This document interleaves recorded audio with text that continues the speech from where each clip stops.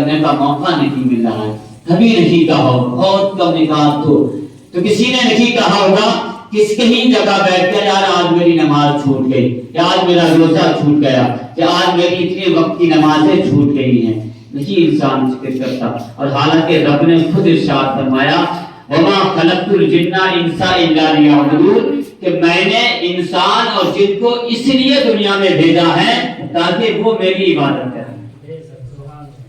اب حالانکہ رب یہ تو کہہ سکتا تھا کہ میں نے اس لیے بھیجا کہ وہ میں نے فلاں کام کے لیے بھیجا، میں نے فلاں تجارت کے لیے بھیجا، میں نے فلاں کام کے لیے بھیجا۔ اور آپ جانتے ہیں رب نے صرف نماز کا ذکر کیا، اور نماز کا ذکر کیوں کیا؟ اس لیے کیا کہ رب نے وعدہ فرما لیا ہے کہ جب جسے میں نے دنیا میں بھیجا ہے تو رزق میں اسے دوں گا، رزق میں ہی اسے دوں گا۔ اب رزق کیسے دوں گا اور کس جگہ سے دوں گا یہ رب ہی کو معلوم ہے۔ آپ جانتے ہیں جب پتھر کے اندر ایک کیڑا ہوتا ہے جب وہ زندہ رہتا ہے تو ہم تو اللہ نے ہمیں عقل دی ہے، ہاتھ پیر دیے ہیں، تو ہمیں رزق کیوں نہیں دی؟ اور آپ جانتے ہیں آپ زمین کے نیچے ایک دانہ چھوڑ کر چلے آتے ہیں گیہوں کا، اب گنے کی بوائی چل رہی ہے، گنے لوگ زمین کے نیچے دبا کر چلے آئیں گے، کیا تمہیں پتا؟ یعنی کوئی بھی چیز ہو، کتنا اچھا لوہا ہو، تم زمین کے نیچے اسے داب دو وہ گل جاتا ہے، نکل جاتا ہے، گل جاتا ہے۔ کتنا ہی اچھا لوہا طاقتور، یہاں تک کہ ہڈی بھی ہو تو وہ بھی گلنے لگتی ہے مٹی کی وجہ سے۔ تو لوہا اتنا جاندار ہو تو وہ مٹی کے نیچے دبنے کی وجہ سے گلنے لگتا ہے، اور تم ایک معمولی سا گنا دبا کر آتے ہو، معمولی سا دانہ اناج کا دبا کر آتے ہو، اور کیوں اور گھر آ کر تمہیں یہ بھروسہ کس پر ہوتا ہے؟ حالانکہ تم دبایا ہے اور تمہیں یہ بتا دیا یار جو بھی نیچے زمین پہ جو چیز ہوتی ہے وہ بیکار ہو جاتی، گل جاتی ہے، لیکن تم گنا دبا کر آئے تو ایک گنے کے ٹکڑے میں تمہیں کئی گنے ملا کرتے ہیں۔ ایک اناج کا دانہ دبا کر آئے ہو تو ایک اناج سے کئی سو دانے ملا کرتے ہیں، ایک بالی میں 100-85 دانے ہوتے ہیں۔ تو کیا اور ایک دانہ تم نے بویا اور وہ بھی نیچے زمین کے گاڑ دیا، اس کے اوپر اسے پاٹ دیا، پٹیلا لگا دیا، تو ایک دانہ تمہیں 85 دانے دیتا ہے۔ یہ تمہیں کیوں ملا؟ تمہیں اس لیے ملا تم نے دانے کو نیچے دبا دیا اللہ پر بھروسہ کرتے ہوئے، اللہ پر بھروسہ کرتے ہوئے، اور گھر آ گئے اور کہہ دیا اللہ چاہے گا تو ہمیں اناج عطا فرما۔ اللہ پر بھروسہ کرتے ہوئے تم گھر لوٹ آتے ہو تو اللہ تمہیں ایک کے بدلے میں کتنا دیا کرتا ہے۔ ایسے ہی ہے جب تم اللہ پر بھروسہ کرو گے تو انشاءاللہ۔ اور ایسا نہیں ہے کہ جیسے تم نے روزہ رکھا، میں نے روزہ رکھا، ایک روزہ انسان کام پر بھی رکھتا ہے، ایک روزہ انسان ایسیوں میں بیٹھ کر، ایک انسان روزہ ایسی میں بیٹھ کر رکھتا ہے، ایک انسان روزہ اچھے مکان پر بیٹھ کر ملتا ہے۔ آپ سمجھتے ہیں کہ دونوں کو ثواب برابر ملے گا؟ جتنی مشقت میں اللہ کی عبادت کی جائے اتنا ہی زیادہ ثواب ملا کرتا ہے۔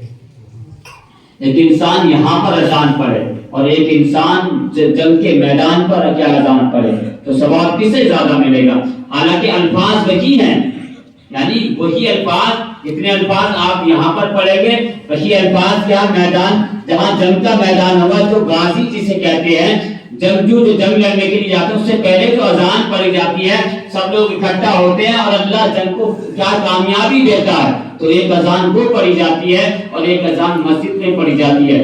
الفاظ دونوں کے برابر ہوتے ہیں لیکن ثواب اسے زیادہ ملتا ہے۔ کیوں؟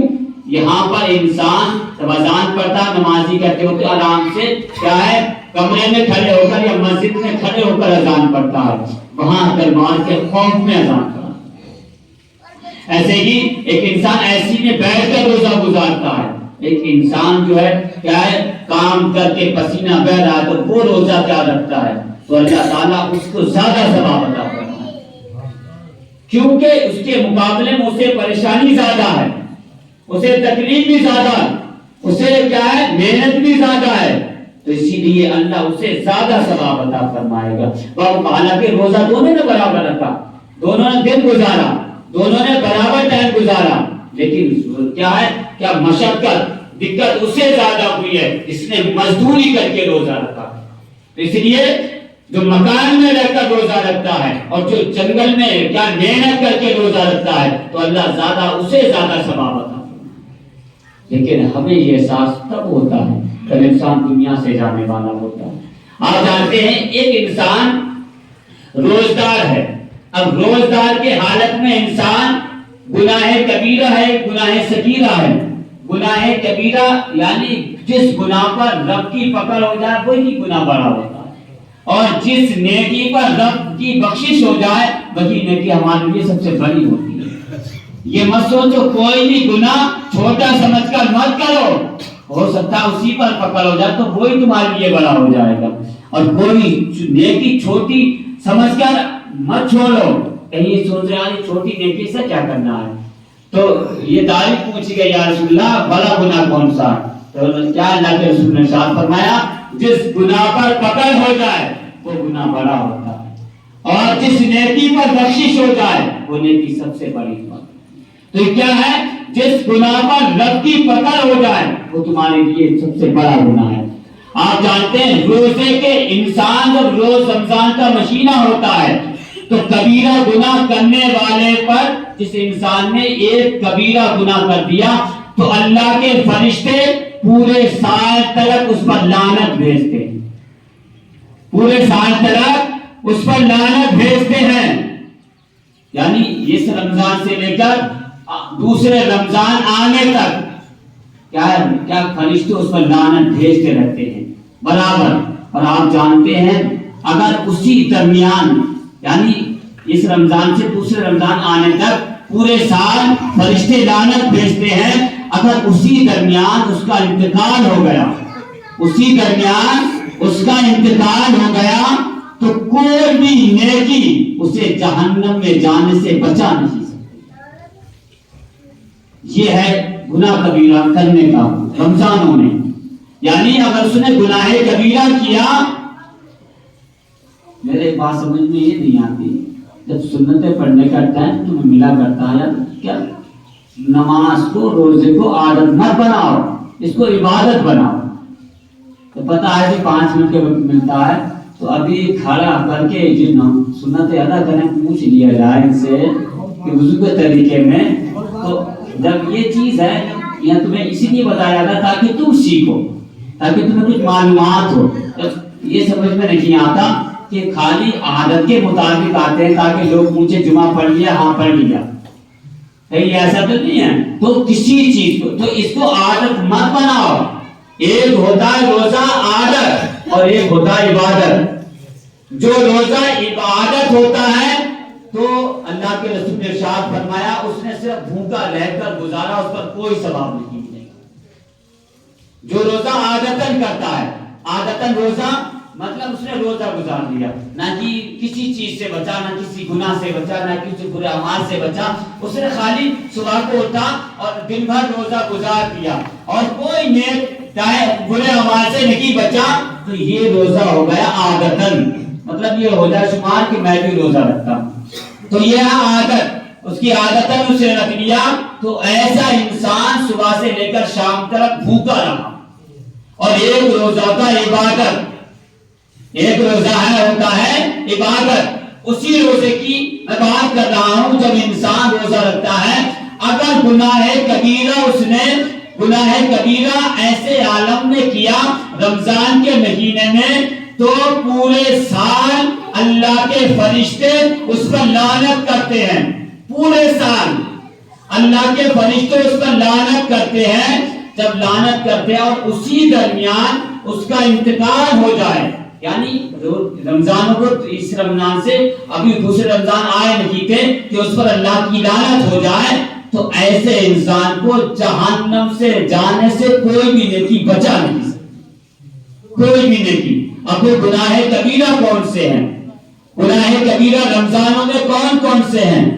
سب سے پہلی جھوٹی قسمیں کھانا، سب سے پہلا ہے جھوٹی قسم کھانا، دوسرا ہے تولنے میں کمی کرنا یعنی کم تولنا، دوسرا ہے امانت میں خیانت کرنا، امانت میں خیانت کرنا، چوتھا ہے یعنی امانت میں خیانت کرنا، اور چوتھا ہے کسی کی مذاق اڑا کر اس کا دل دکھا دینا، چاہے پیسے کے ذریعے، چاہے طاقت کے ذریعے، چاہے لباس کے ذریعے، چاہے مکان کے ذریعے، چاہے گاڑی کے ذریعے، چاہے بائک کے ذریعے، چاہے اچھے کام کے ذریعے، کسی کے ذریعے اگر کسی کی مذاق اڑا کر اس کا دل توڑ دیا تو یہ گناہ کبیرہ ہے۔ پورے سال اللہ کے فرشتے ایسے انسان کے لیے کیا ہے؟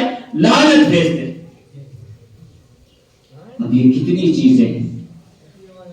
اب انسان سب سے پہلے پھر اس کے علاوہ دوسری کیا ہے؟ پانچویں چھٹی کیا ہے؟ چغلی کرنا، پھر ہے جھوٹ بولنا، پھر کیا ہے؟ غیبت کرنا، پھر ہے کیا ہے؟ کینہ رکھنا دل میں۔